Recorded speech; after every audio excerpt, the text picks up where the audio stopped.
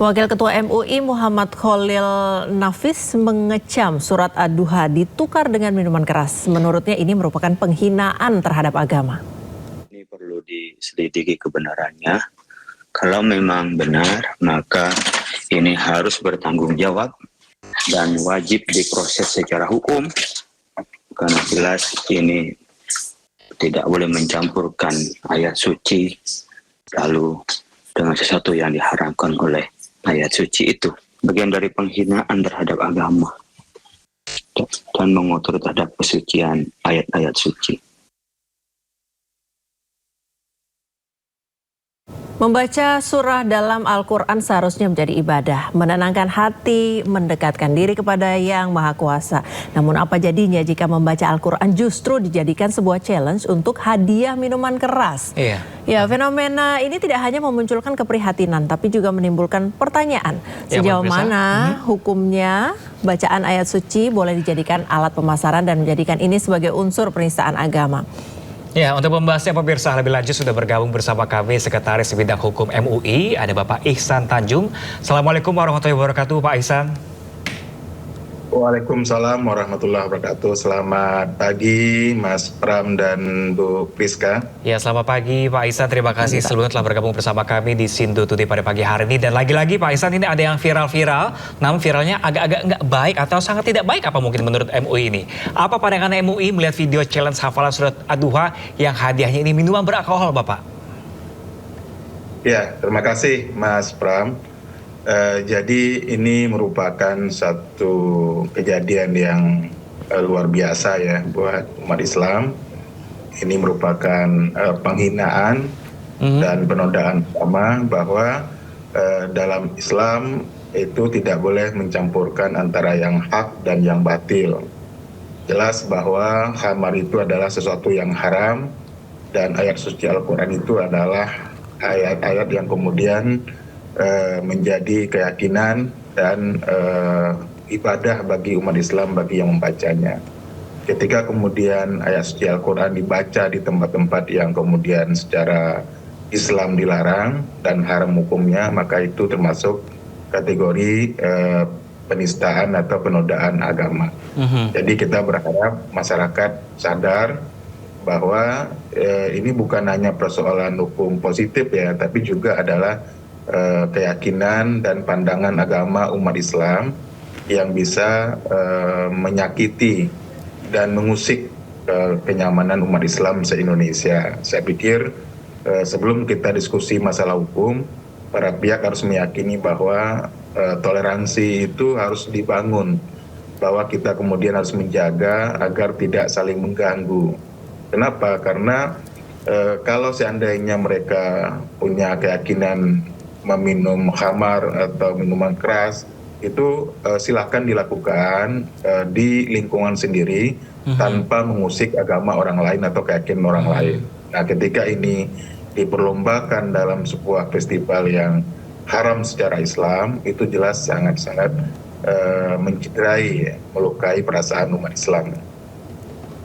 Ya, Bapak, jadi persoalannya ini sebenarnya terletak pada penggunaan ayat Al-Qur'annya atau hadiah minuman beralkoholnya atau dua-duanya, Pak? Ya, sebetulnya kalau tempat minuman keras itu kan adalah tempat yang secara Islam dianggap haram hukumnya meminum khamar ya, minuman yang memabukkan. Apakah kemudian hadiah atau dibacakan ayat suci Al-Quran di situ, itu termasuk dalamnya adalah unsur-unsur saranya. Kenapa? Karena mencampurkan antara yang hak dan yang batil. Nah, persoalannya di situ sebetulnya. Seharusnya tidak membawa agama manapun, khususnya agama Islam yang melarang minum khamar atau minum yang memabukkan gitu. Jadi artinya ketika dia melantunkan ayat suci Al-Quran di situ, itu sudah kategori masuk penistaan agama itu sendiri. Seharusnya tidak dilakukan seperti itu. Tidak ada kegiatan-kegiatan yang bersifat keagamaan, baik itu baca ayat suci Al-Quran atau bentuk-bentuk ibadah lain yang kemudian bisa menimbulkan penghinaan terhadap agama. Oke, Pak Ihsan, kalau ini kan dari penyelenggara acara atau bahkan MC-nya sendiri mengatakan bahwa ini terjadi karena spontanitas. Dan kita sendiri sebenarnya mengetahui antara miras dengan agama ini sebenarnya apalagi Islam tidak memperbolehkan dan tadi Bapak bilang haram. Kalau menurut Bapak seperti apakah benar ini spontanitas, apakah sengajaan biar viral? Ya, jadi hal seperti ini sebetulnya yang kita cegah itu berapa kali kejadian dulu ketika ada yang menggunakan nama Nabi untuk kemudian hadiah sebotol minuman. Nah itu akhirnya kan tempatnya didatangi oleh massa dan terjadi kerusuhan. Nah kami hanya mengingatkan bahwa secara hukum baik dalam KUHP maupun Undang-Undang ITE itu ada ancaman hukumannya, tapi yang kita cegah itu jangan sampai kemudian karena lambatnya proses hukum yang berjalan, kemudian masyarakat main hakim sendiri. Jadi para pembawa acara ini jangan terlalu percaya diri, bertanggung jawab dengan semua perbuatan atau spontanitas. Tapi yang mereka harus waspadai nanti perasaan umat Islam yang kemudian merasa diusik gitu. Jadi seharusnya ada penyesalan yang tegas yang menyatakan bahwa itu adalah kesalahan fatal dari mereka dan mereka minta maaf.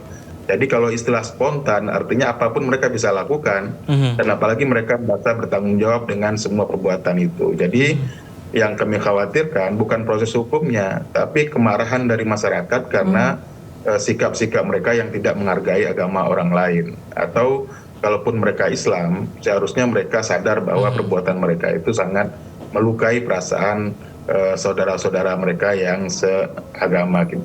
Ya, Bapak tadi MC yang memberikan keterangan bahwa ini spontanitas begitu. Kalau dari brandnya sendiri atau penyelenggara sampai sekarang belum ada keterangan. Sejauh mana tanggung jawab brand dan penyelenggara event untuk memastikan materi promosi itu tidak bersinggungan atau tidak menyinggung atau merendahkan nilai agama, Pak?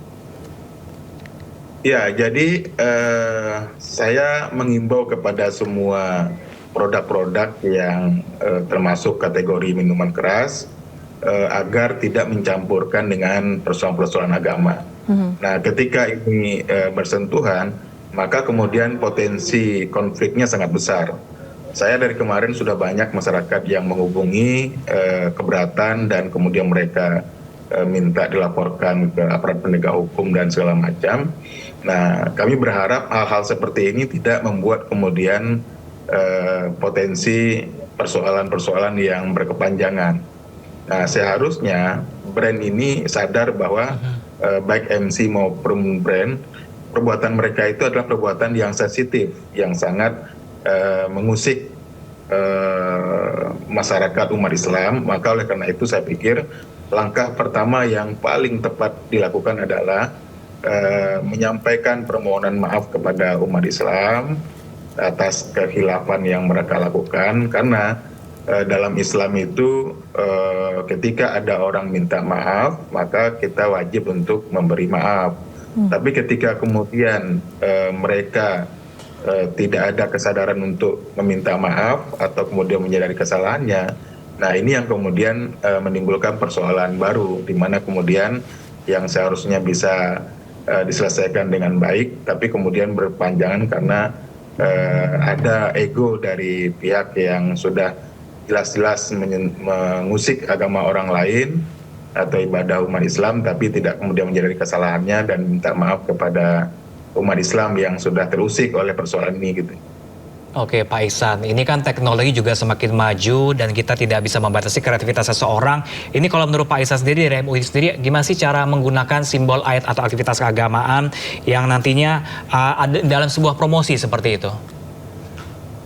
Ya, jadi begini, ada hal yang harus diwaspadai oleh siapapun pengguna elektronik, media mainstream atau media sosial, bahwa di dalam Undang-Undang ITE pasal 28 ayat 2 itu kan sudah jelas dikatakan ancaman 6 tahun penjara bagi mereka yang memviralkan atau mentransmisikan atau menyebarluaskan konten-konten yang berbau sara. Nah, ini yang harus kemudian diwaspadai oleh setiap orang. Nah, ketika mereka dalam skala terbatas di ruang privasi mereka, mungkin nggak ada yang tahu. Ketika sudah masuk ke ruang publik, ruang media, maka kemudian potensi dipidanakan itu sangat besar sekali dengan pasal 28 Undang-Undang ITE tersebut, dan ancamannya adalah 6 tahun penjara. Jadi saya hanya mengingatkan bahwa kalau ada kegiatan-kegiatan yang tidak sejalan dengan kegiatan umat Islam atau ibadah dalam agama Islam atau keyakinan umat Islam, sebaiknya tidak dicampur adukan dengan hal-hal yang bersifat keislaman gitu. Jadi saya pikir orang-orang yang kemudian melakukan pesta miras atau apapun namanya, sebaiknya jangan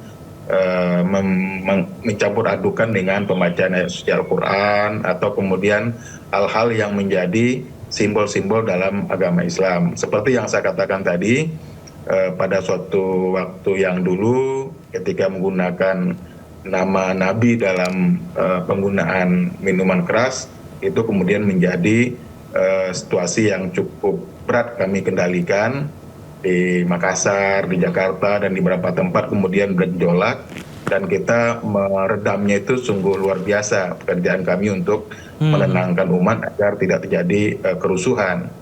Maka oleh karena itu bagi mereka yang punya industri hiburan agar sangat menjaga, dan jangan, walaupun sekarang orang memegang media artinya rekaman, telepon atau apapun bentuknya, nah itu diancam pidana bagi mereka yang mentransmisikan, menyebarluaskan. Mungkin si pihak brandnya atau kemudian penyelenggaranya tidak tahu, tapi yang harus diwaspadai, orang yang merekam dan menyebarluaskan itu justru yang kemudian dalam Undang-Undang ITE itu mendapat ancaman hukuman 6 tahun. Kenapa? Dia yang memproduksi atau dia yang mentransmisi dan menyebarluaskan. Jadi pasal itu menegaskan lebih kepada orang yang kemudian menyebarkan ujaran-ujaran kebencian yang berbau sara. Jadi mungkin nanti dalam konteks ini tidak hanya brand yang bermasalah atau kemudian pembawa acaranya, tapi justru kemudian mereka yang memproduksi dan menyebarluaskan itu yang kemudian menjadi pelaku utama dalam Undang-Undang ITE. Nah, berbeda dengan KUHP baru yang pasal 300, itu mungkin terkait dengan mereka yang